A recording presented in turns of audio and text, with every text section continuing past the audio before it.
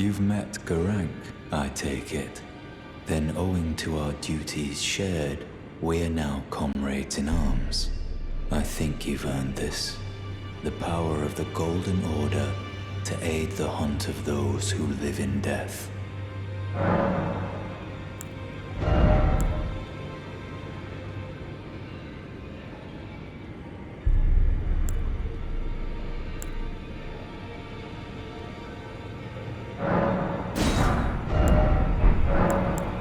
Are you acquainted with a man named Roger? You know, the piteous fellow hiding away on the balcony. He was a formidable spellblade in times past. Don't let his easy air deceive you. He was wise beyond his years, stout of heart and clear of mind. No more, though. You see him now, ravaged by thorns, muttering and rambling, like he's half dead already. I can't stomach to watch. Take well the lesson, friend. That's how you end up when seduced by those who live in death. When grace is sullied, it rots people from the inside, breaks them. That I might put this crooked land to rights, following only the guidance of the great Elden Ring. Those who live in death fall outside the principles of the Golden Order. Their mere existence sullies the guidance of gold, tainting its truth. And so it is the vermin must be exterminated, down to the very last.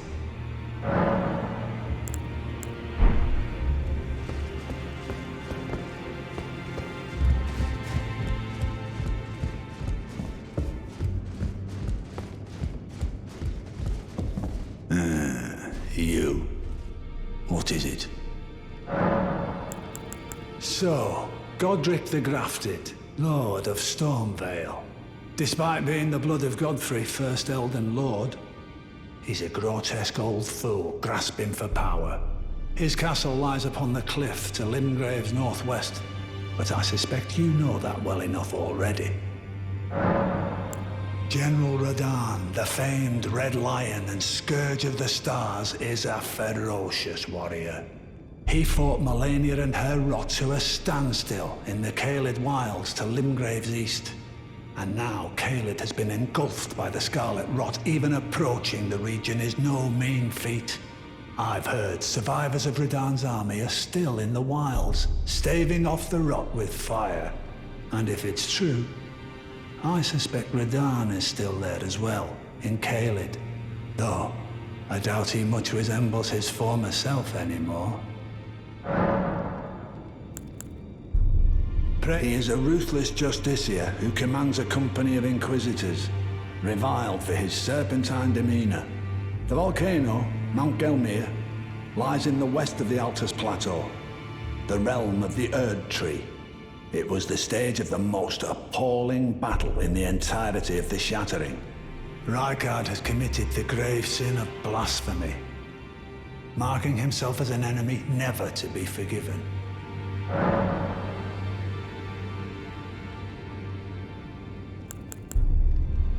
It lies at the foot of the Erd Tree, in the east of the Altus Plateau. But the Two Fingers forbid us from venturing there, until we've acquired enough great runes to repair the Elden Ring. Set your sights elsewhere for the time being. The Veiled Monarch can wait. Renala is queen of the Carian royals, who govern the Academy. But Renala herself is no demigod.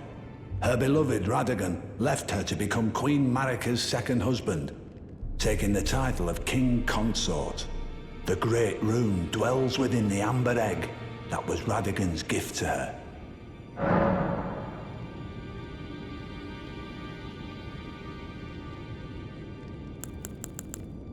She's my daughter. I took her in when she lost the guidance of grace. Though a mere axe-wielding barbarian, her youthful credulity suited my purposes. So I put her to work. Do not hesitate to employ her. Should her services benefit you, despite her looks, she is more than capable in the press of battle.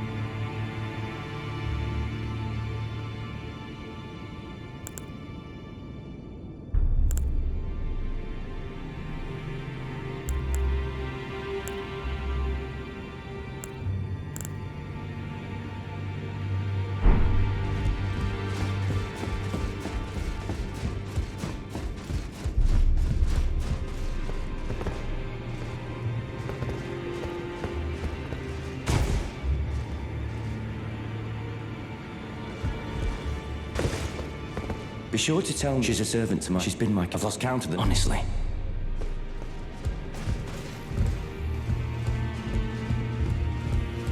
Always good to see you, son.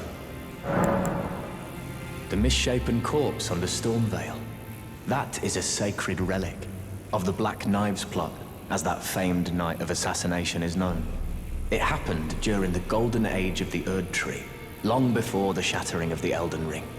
Someone stole a fragment of the Rune of Death from Malekith, the Black Blade, and on a bitter night, murdered Godwyn the Golden. That was the first recorded death of a demigod in all history, and it became the catalyst. Soon, the Elden Ring was smashed, and thus sprang forth the war known as the Shattering. I once wished to become a scholar, you see. I've spent many an hour scouring the archives for knowledge of that fateful plot. The world has grown crooked, and if you intend to put it to rights, you'd better understand what happened to make it this way.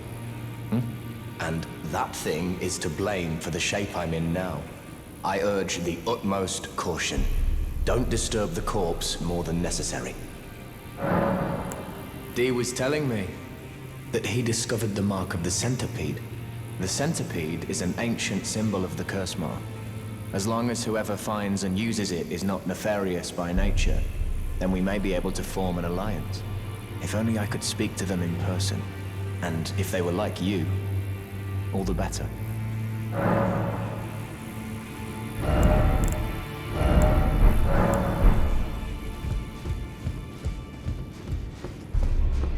Did you need something else?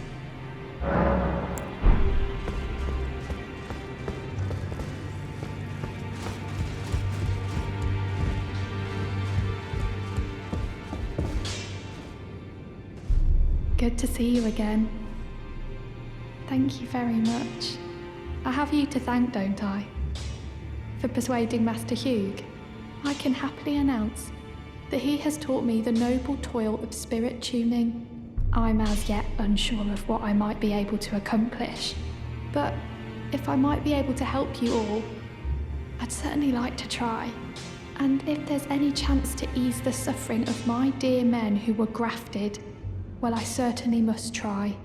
Roderica, the Spirit Tune Apprentice. Pleased to make your acquaintance. Well, where have you been hiding? I took you for dead. No matter, it's all the same. Lay out your arms, then. I spoke with the girl. She has a gift for spirit tuning. So I told her everything I know. I'm indebted to a spirit tuner I met long ago. It was all I could do to honor her. I'm sorry I doubted you.